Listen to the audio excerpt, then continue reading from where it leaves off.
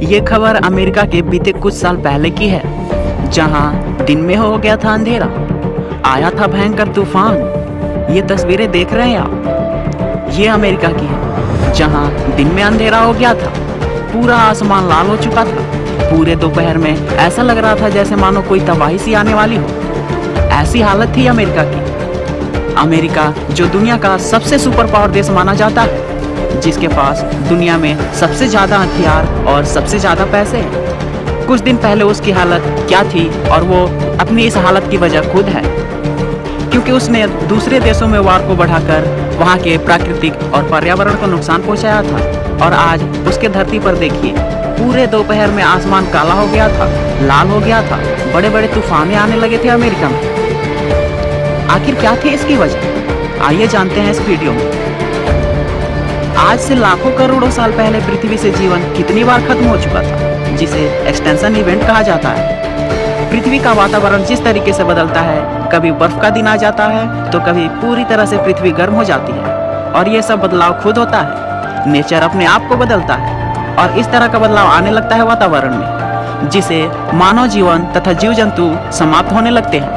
आपको पहले ही बताया था कि इसे एक्सटेंशन इवेंट कहा जाता है। ऐसा इतिहास में पहली बार नहीं, लगभग 4 से 5 बार हो चुका है। आगे ये इवेंट हम लोगों के साथ हो सकता है। किसी भी एक्सटेंशन इवेंट में ये होता है कि लगभग 80% तक जीव जंतु समाप्त हो जाते हैं। आज पूरे विश्व में जलवायु परिवर्तन इतनी तेजी से हो रहा है कि आप सोच भी नहीं सकते। हर बार गर्मी ठंडी अपना रिकॉर्ड तोड़ती जा रही है, और इसमें कोई शक नहीं है कि आने वाले कुछ सालों में पृथ्वी सूर्य जितनी गर्म हो जाएगी। ये सब बदलाव की वजह से हम इंसानों का जीवन खतरे में पड़ सकता है। अचानक अमेरिका में एक रेतीला तूफान आता है और दिन के समय पूरा अंधेरा हो जाता है। ये रेतीला तूफान इतना खतरनाक था कि अमेरिका के 8 नागरिकों को मौत के घाट सुला दिया था। और इस तूफान की वजह से हाईवे पे 22 गाड़ियां आपस में भिड़ गई थी। और इसके पहले जो हादसा हुआ था वो आप सबने अपने न्यूज़ पे जरूर देखा हो, जब अमेरिका के जंगलों में भयानक आग लगी हुई थी, जिसकी वजह से धुआं और पोल्यूशन उठा। उसने न्यूयॉर्क और वाशिंगटन जैसे शहरों में पूरी तरीके से दिन में रात के जैसा मौसम कर दिया था। ऐसा हो गया था मानो जैसे कोई प्रलय आने वाला। इस क्लाइमेट चेंज का असर दुनिया के बाकी देशों में भी पड़ रहा। बीते कुछ दिन पहले भारी बारिश और बाढ़ की वजह से चीन के हेनान प्रांत से करीब 3.80 लाख लोगों को इवांटिवेट किया गया था। उगांडा में 30 गांव बाढ़ की चपेट में आ गया था, जिसमें 25 लोगों की जान चली गई थी। हाल ही में मुंबई के आए तूफान ने लोगों को तबाह कर दिया। तुर्की और नॉर्थ अफ्रीका का तापमान आज लगभग 50 डिग्री सेल्सियस तक पहुंच चुका है, और साइबेरिया जैसे देश आज भी जंगल में फैली आग से मुकाबला कर रहा है। फिनलैंड जैसा देश भी तपती हुई गर्म धरती की मार झेल रहा है। पिछले वर्ष वहां इतनी ज्यादा गर्म पड़ी थी कि वहां के लोगों को इमरजेंसी रूम में शिफ्ट किया गया था, और आज वहां पे इमरजेंसी रूम पूरे तरीके से फुल हो चुकी है। यहाँ पर जाके लोगों को हार्ट संबंधित रोगों का सामना करना पड़ रहा है। ईरान का तो इससे भी बुरा हाल है। पिछले वर्ष वहां इतनी ज्यादा गर्म पड़ी थी कि वहां के लोग एक बूंद पानी के लिए तरस रहे थे। सोचिए, ये सारे बदलाव, ये सारी तबाहियां क्यों हो रही है? इसका जवाब हम सबके पास है। इसका वजह है ग्लोबल वार्मिंग, जिसे हम इंसानों ने ही पैदा किया है, और इसकी वजह से हमारी पृथ्वी करीब 2.5 अरब साल पीछे चली गई थी। ये वो समय था जब पृथ्वी पर से जीवन पूरी तरीके से खत्म हो चुका था। आपको बता दूं कि कुछ ऐसे भी इंसान हैं जो इन चीजों को सीरियस नहीं लेते। उन्हें लगता है कि अचानक बदलती हुई चीजें और ये मौसम नॉर्मल है, जिनका जलवायु परिवर्तन या ग्लोबल वार्मिंग से कोई लेना देना नहीं है।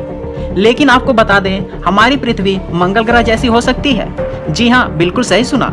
इस बात को साबित करने के लिए आपको डॉक्टर रामकरण शर्मा की बातें जरूर सुननी चाहिए। डॉक्टर रामकरण शर्मा 15 सालों से पॉल्यूशन से रिलेटेड मुद्दों पर रिसर्च कर रहे हैं।